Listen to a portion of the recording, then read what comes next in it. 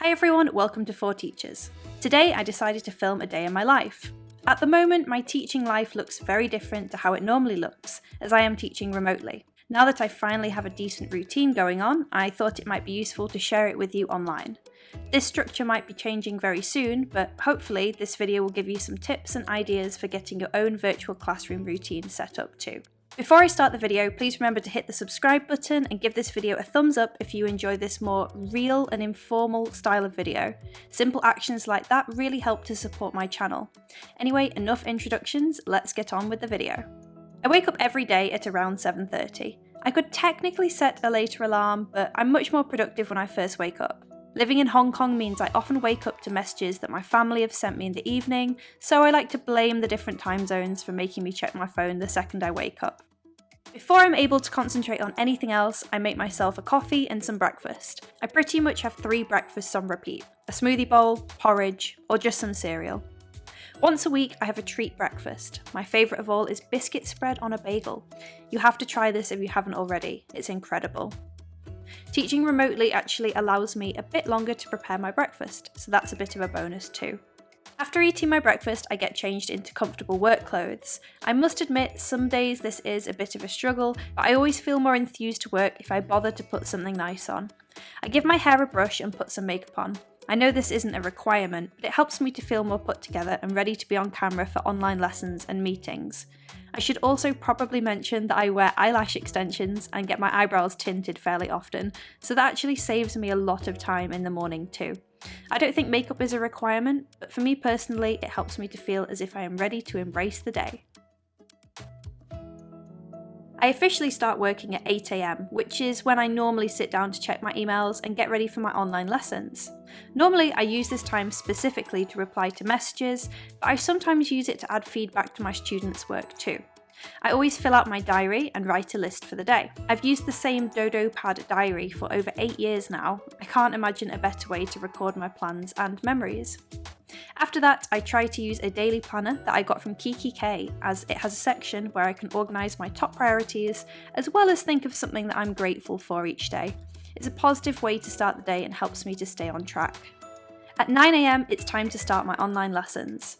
I have made a desk in my living room and balanced my laptop on top of the box I keep my socks in. One day I want to have a room to convert into an office, but my Hong Kong flat is so tiny, forcing me to make do with the space I have for the time being. Anyway, I set up my weird workstation before logging on and greeting my students. At the start of the meeting, I always take a virtual register. My class have been split into different groups in order to help me manage them. I think it would be really hard to manage all 28 of them at the same time. I actually really look forward to this part of the day, and the video conferencing forces me to properly wake up and embrace my role as class teacher. My second online lesson starts at 10 AM, so I have time in between to grab a cup of tea. This has become part of my routine. I either go for peppermint or lemon and ginger. I think I need to mix this up a bit. New tea recommendations welcome. Please let me know in the comments. Some days I will record video lessons for my students. I have a camera tripod set up ready to film. I make a lot of my resources by hand and sometimes use my wardrobe as a whiteboard. I stick a lot of notes up on there. My students seem to enjoy my video lessons, especially when I add them to our private class YouTube channel. This generally takes me up until lunchtime, or I just keep going until I'm hungry. For lunch, I usually go for quite a large meal, as I prefer to eat more in the middle of the day than in the evening. My Hong Kong kitchen is actually tiny, so I order a lot of takeout from Deliveroo. I try to halve my food when it arrives, so it lasts for 2 days, but it depends how hungry I am. My favourite takeout is poke or pokey, which in this case is sushi rice, salmon and veggies. I reckon I keep it healthy 4 out of 5 work days a week, with a treat meal now and again. I'm fairly balanced, but I do have a sweet tooth, so I gravitate towards sweet potato fries and sugary sauces. After I've eaten, I find that returning to work immediately is quite tricky, as I live in a very small apartment and could do with a change of scenery. I will often go out for a walk outside to get some fresh air. Hong Kong is incredibly hot at this time of year, so I might not stay out for too long. I live close to the ocean, so walking along the waterfront is the perfect way to take a mindful moment between tasks.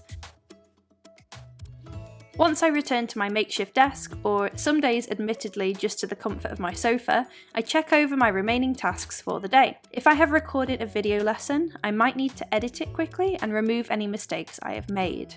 I will need to download the lesson and get the video uploaded to my Google Drive in order to share it with my team.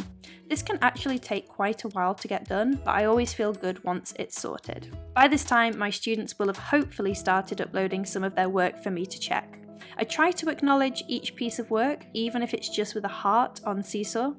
I know they like getting a voice clip with specific feedback, so I do this as often as I can, even if it takes a while to sort. The final part of my workday includes making sure that my online slides are ready for the following day, as my school chooses to share this one day in advance. Admittedly, there are often tasks during the day that end up getting missed, and some days I feel much more motivated than other days.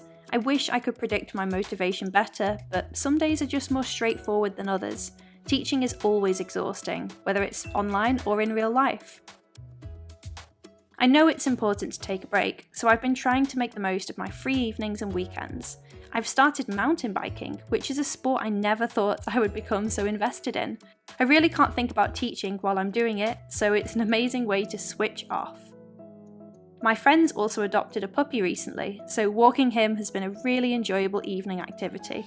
Finally, I stay connected to friends and family by calling them in the evenings. Living abroad has always made it harder to stay in touch, but at the moment I feel as though it is even more important to keep those communications happening in order for everyone to feel connected. I stay switched off from work as best I can while I have my evening meal, and usually spend the remainder of the evening watching TV, playing video games, or working on 4 teachers' video projects. Bedtime is normally around 10:30, but admittedly it's often past 11 by the time I actually settle down. I try to read before bed, especially when I'm always asking my students to read more. I'm reading a fantasy novel at the moment called The Name of the Wind. It's nice to fall asleep after reading something so magical and immersive. That's it, a day in the life of virtual teaching. Thank you for watching the video through. Bonus points if you made it all the way to the end. If you are a teacher like me, please leave a comment down below and let me know what your own virtual teaching timetable looks like. How many weeks have you been teaching remotely now? I'd be very keen to find out more about how different countries around the world are handling this difficult and unusual situation. Please subscribe to 4 Teachers for more teacher lifestyle videos. Thank you for watching.